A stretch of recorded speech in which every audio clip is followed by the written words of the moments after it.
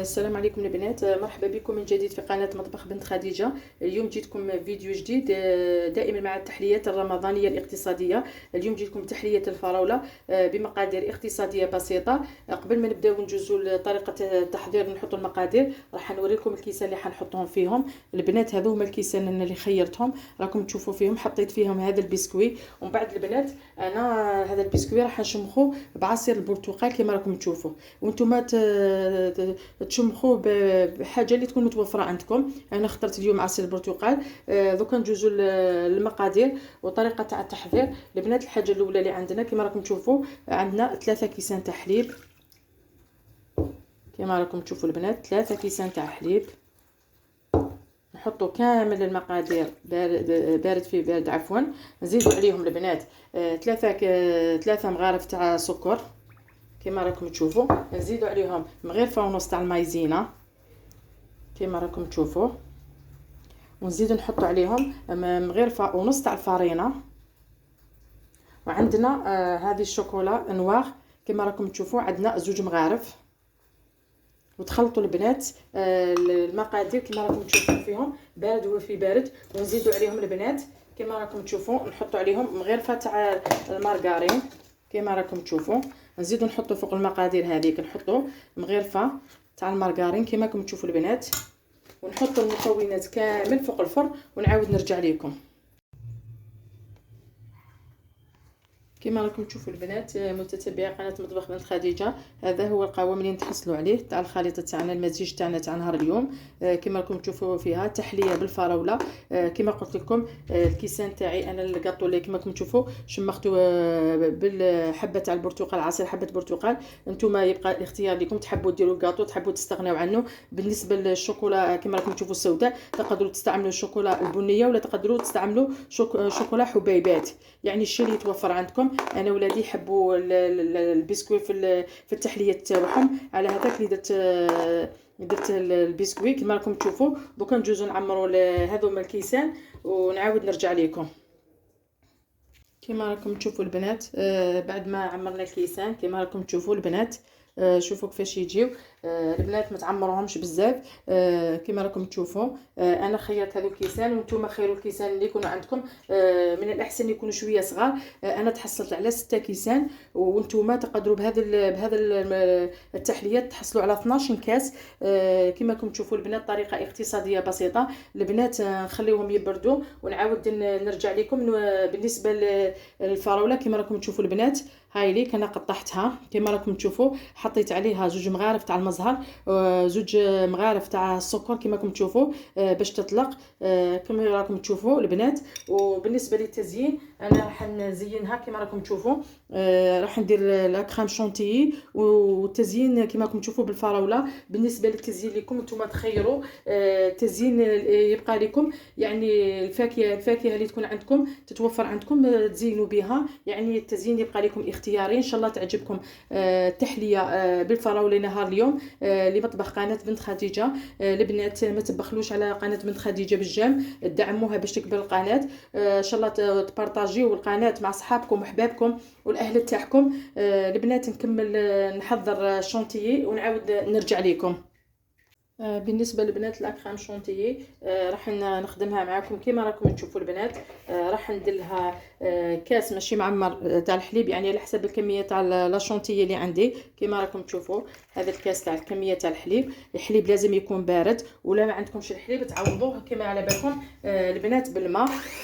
دوكا الماء بارد كما راكم تشوفوا. شوفوا البنات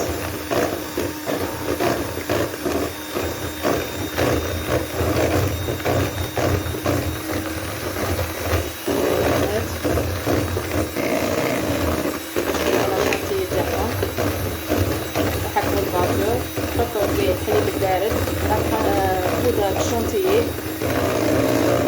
تحركوا شويه كما راكم تشوفوا باش تطلع معكم البنات. ان شاء الله يعجبكم الفيديو تاع اليوم، ان شاء الله تعتمدوا الوصفه الرمضانيه تحليه بالفراوله بلمسه مطبخ قناه بنت خديجه. ان شاء الله يعجبكم الفيديو. البنات ما تنساوش الجيم لمطبخ قناه بنت خديجه. مرحبا بالمشتركين اللي دخلوا جدد في القناه، نقول لهم دائما نورتوا القناه كما راكم تشوفوا البنات. شوفوا البنات، انا درت التزيين تاعي بلا كريم شونتيي. نتوما التزيين بالنسبه لكم قلت لكم دائما اختياري. تحبوا تخليو هكاك كما راكم تشوفوا التحليه حطوا فوقها غير البنان، ولا يعني تحبوا تخليوها كما راهي ما فيها والو، تزينوها بحبه تاع بسكوي ولا حبه تاع جوز، يعني الشيء اللي متوفر عندكم البنات. بالنسبه للشونتيي انا راح ندير لها ليكستري تاع الفراوله كما راكم تشوفوا. شوفوا راح ندير لها هذا الملون. شوفوا البنات كما راكم تشوفوا. شوفوا البنات، شوفوا درت لها ليكستري تاع الفراوله. وانتوما تحبوا تخلوها بيضه، تحبوا ديروها بالالوان كما تحبوا. هاي ليكم البنات، شوفوا لا شونتيي كيفاش طلعت البنات. من بعد تخلطوا هذه لا شونتيي تروحوا تحطوها في الثلاجه، تخليوها تبرد شويه، من بعد نعمروها في لافوش ونزينوا بها كما راكم تشوفوا. ان شاء الله تعجبكم الوصفه تاع نهار اليوم،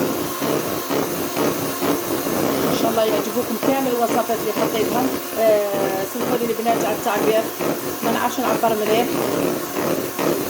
كما راكم تشوفوا هاي البنات، كما راكم تشوفوا البنات.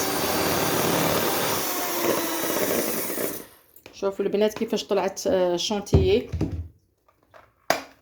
كما راكم تشوفوا. ان شاء الله تجربوها تنجحوا.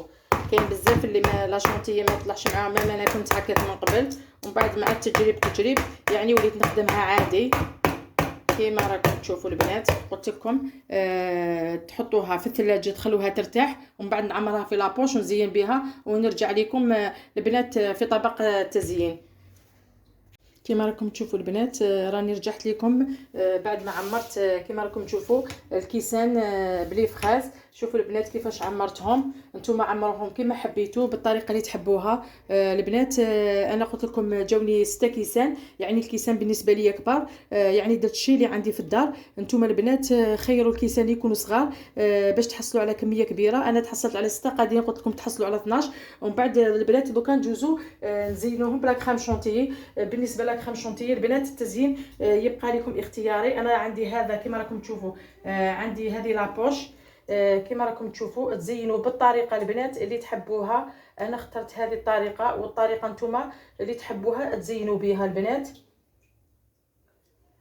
يعني قلت لكم الشيء اللي متوفر عندي خدمت به. دوكا البنات ندوز نكمل التزيين ونعاود نرجع لكم البنات. هذه هي النتيجة النهائية لوصفة نهار اليوم، التحلية بالفراولة، طريقة اقتصادية راقية بلمسة مطبخ بنت خديجة. إن شاء الله تعجبكم الوصفة تعتمدوها. نحيي كل من دخل القناة من جديد، سواء رجال أو نساء من داخل أو خارج الوطن. نقول لهم دائما نورتوا القناة. رمضان كريم أعاده الله علينا باليمن والخير والبركة. البنات إن شاء الله تعجبكم الوصفة.